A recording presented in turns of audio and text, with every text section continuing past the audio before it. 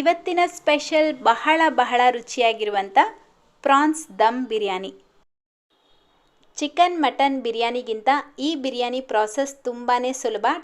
ಬಹಳ ಕಡಿಮೆ ಸಮಯದಲ್ಲಿ ತುಂಬ ರುಚಿಯಾಗಿರುವಂಥ ಈ ಪ್ರಾನ್ಸ್ ಬಿರಿಯಾನಿನ ಮಾಡ್ಕೊಳ್ಬೋದು. ಹಾಯ್, ನೀವು ನೋಡ್ತಾ ಇದ್ದೀರಾ ಶಾನ್ ಕನ್ನಡ ಚಾನೆಲ್.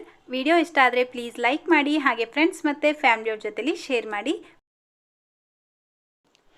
ನಾನಿಲ್ಲಿ ಅರ್ಧ kg ಪ್ರಾನ್ಸ್ನ ಕ್ಲೀನ್ ಮಾಡಿ ಇಟ್ಕೊಂಡಿದ್ದೀನಿ. ನೋಡಿ ಯಾವ ರೀತಿ ಕ್ಲೀನ್ ಮಾಡೋದು ಅಂತ ತಿಳಿಸ್ಕೊಡ್ತೀನಿ. ಪ್ರಾನ್ಸ್ ಕ್ಲೀನ್ ಮಾಡೋದು ತುಂಬಾ ಸುಲಭ. ನೋಡಿ ಈ ರೀತಿ ಮಧ್ಯದಲ್ಲಿ ಬ್ಲ್ಯಾಕ್ ಕಲರ್ ಕಾಣ್ತಾ ಇದೆ ಅಲ್ವಾ, ಅಲ್ಲಿ ಕರೆಕ್ಟಾಗಿ ಕಟ್ ಮಾಡ್ಕೊಳ್ಳಿ. ಲೈಟಾಗಿ ಕಟ್ ಮಾಡ್ಕೊಳ್ಬೇಕು. ಸೊ ಆವಾಗ ಈ ಮಧ್ಯದಲ್ಲಿರುವಂಥ ಬ್ಲ್ಯಾಕ್ ಲೇಯರ್ ಏನಿದೆ ಅದನ್ನು ಕೈಯಿಂದ ಈಸಿಯಾಗಿ ತೆಕ್ಕೊಳ್ಬೋದು. ಅದೇ ಥರ ಈಗ ಮೇಲ್ಗಡೆನೂ ಲೈಟಾಗಿ ಕಟ್ ಮಾಡ್ಕೊಳ್ಬೇಕು. ನೋಡಿ ಈಸಿಯಾಗಿ ಇದನ್ನು ಕ್ಲೀನ್ ಮಾಡ್ಕೊಳ್ಬೋದು. ಇಷ್ಟೇ ಕ್ಲೀನ್ ಮಾಡೋದು. ನೋಡ್ತಾ ಇದ್ದೀರಲ್ವಾ, ಈ ಬ್ಲ್ಯಾಕ್ ಕಲರಾಗಿ ಕಾಣ್ತಾ ಇದೆ, ಇದನ್ನು ಮಾತ್ರ ತೆಕ್ಕೊಳ್ಬೇಕು ಅಷ್ಟೇ.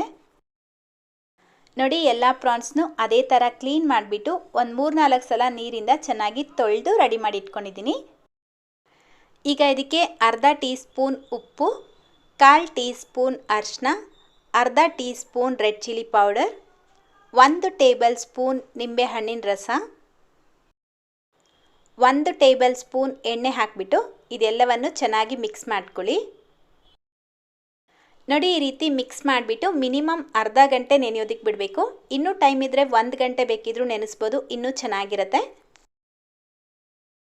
ಹಾಗೆ ನಾನಿಲ್ಲಿ 1 ಕಪ್ ಬಾಸುಮತಿ ಅಕ್ಕಿ, 1 ಕಪ್ ಬುಲೆಟ್ ರೈಸ್ನ ತಗೊಂಡಿದ್ದೀನಿ. ನೀವು ಬೇಕಿದ್ರೆ ಒಂದೇ ಅಕ್ಕಿನ ಯೂಸ್ ಮಾಡಿ ಮಾಡ್ಕೊಳ್ಬೋದು. ನಾನು ಯಾವಾಗಲೇ ಬಿರಿಯಾನಿ ಮಾಡಿದ್ರೂ 2 ಅಕ್ಕಿನ ಮಿಕ್ಸ್ ಮಾಡಿ ಮಾಡ್ತೀನಿ.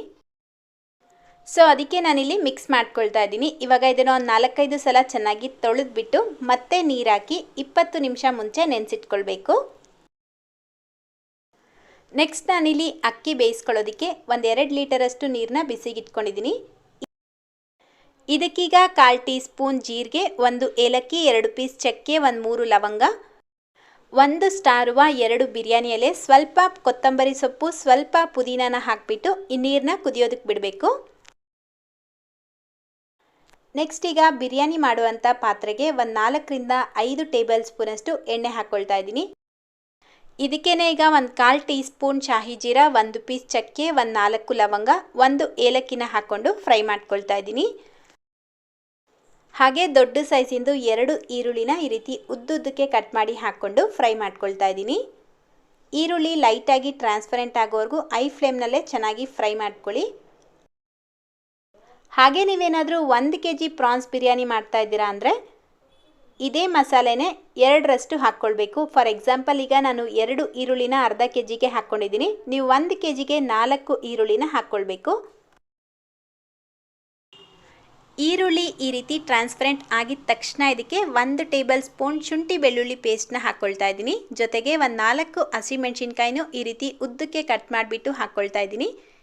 ಈಗ ಶುಂಠಿ ಬೆಳ್ಳುಳ್ಳಿಯಲ್ಲಿ ಇರುವಂಥ ಹಸಿ ವಾಸನೆ ಎಲ್ಲ ಕಂಪ್ಲೀಟಾಗಿ ಹೋಗೋವರೆಗೂ ಫ್ರೈ ಮಾಡ್ಕೊಳ್ಬೇಕು.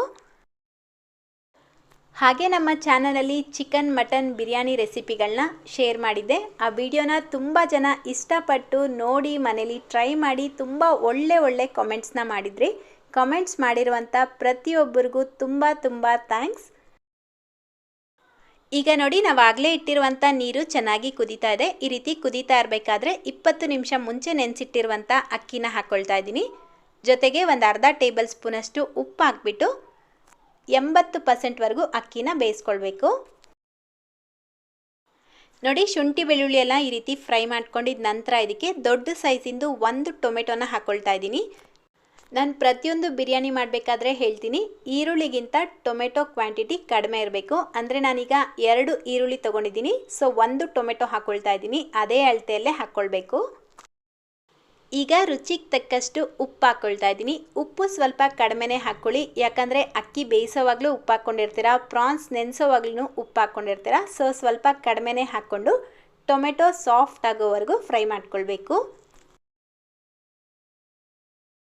ನೋಡಿ ಕರೆಕ್ಟಾಗಿ ಒಂದು 5 ನಿಮಿಷ ಆದಮೇಲೆ ನಾವು ಹಾಕಿರೋವಂಥ ಟೊಮೆಟೊ ಎಲ್ಲ ಚೆನ್ನಾಗಿ ಸಾಫ್ಟ್ ಆಗಿರುತ್ತೆ. ಈಗ ಇದಕ್ಕೆ 1 ಟೀ ಸ್ಪೂನ್ ಧನಿಯಾ ಪೌಡರ್, ಅರ್ಧ tea spoon red chilli powder, ಅರ್ಧ ಟೀ ಸ್ಪೂನ್ ಜೀರಾ ಪೌಡರ್, ಅರ್ಧ ಟೀ ಸ್ಪೂನ್ ಗರಂ ಮಸಾಲ ಹಾಕ್ಕೊಂಡು ಮಿಕ್ಸ್ ಮಾಡ್ಕೊಳ್ತಾ ಇದ್ದೀನಿ. ಹಸಿಮೆಣಸಿನ್ಕಾಯಿ ಹಾಕ್ಕೊಂಡಿರೋದ್ರಿಂದ ನಾನಿಲ್ಲಿ ಚಿಲ್ಲಿ ಪೌಡರ್ ಸ್ವಲ್ಪ ಕಡಿಮೆ ಹಾಕ್ಕೊಂಡಿದ್ದೀನಿ. ನೀವು ಹೆಚ್ಚು ಖಾರ ಇಷ್ಟಪಡ್ತೀರಾ ಅನ್ನೋ ಹಾಗಿದ್ರೆ ಇನ್ನೂ ಸ್ವಲ್ಪ ಚಿಲ್ಲಿ ಪೌಡರ್ನ ಹಾಕ್ಕೊಳ್ಬೋದು. ಈಗ ಅರ್ಧ ಗಂಟೆ ನೆನೆಸಿಟ್ಕೊಂಡಿರುವಂಥ ಪ್ರಾನ್ಸ್ ಹಾಕ್ಕೊಂಡು ಮೀಡಿಯಮ್ ಫ್ಲೇಮಲ್ಲೇ ಒಂದು 10 ನಿಮಿಷ ಚೆನ್ನಾಗಿ ಫ್ರೈ ಮಾಡ್ಕೊಳ್ಬೇಕು. ಪ್ರಾನ್ಸ್ ತಗೊಳ್ಬೇಕಾದ್ರೆ ನಾವು ಅರ್ಧ ಕೆಜಿ ತಗೊಳ್ತೀವಿ. ಕ್ಲೀನ್ ಮಾಡಿದ್ಮೇಲೆ ಅದು 1/4 ಕೆಜಿಯಷ್ಟು ಆಗಿರುತ್ತೆ. ಈಗ ಬೆಂದ ಮೇಲೆ ಇನ್ನೂ ಸ್ವಲ್ಪ ಕಡಿಮೆ ಆಗೋಗುತ್ತೆ.